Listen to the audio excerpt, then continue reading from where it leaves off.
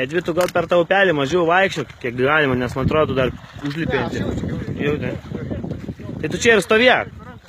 Čia ir stovėk, mes į upelį, paskui ką galėsi į kibirą ir viskas. Žiūrėkit darbą, jūs žuvis metat mano, aš dirbu taziką. Jo. Nu, blėt, upelį nemes, geriau tą košę minkštą.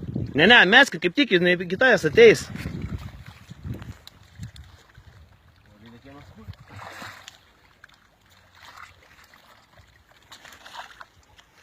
Arba reikia mesti į upelį ir paskui greitai nuleisti vandenį.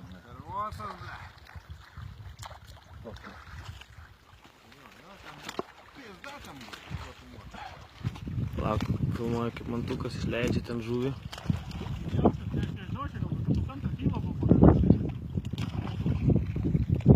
Čia dar tokia vaga eina, kuri nesimato iš tikrųjų. Ir jinai nueina tenais, vingiuoja. Visos kai durnės, blėt, prieš srovę eina.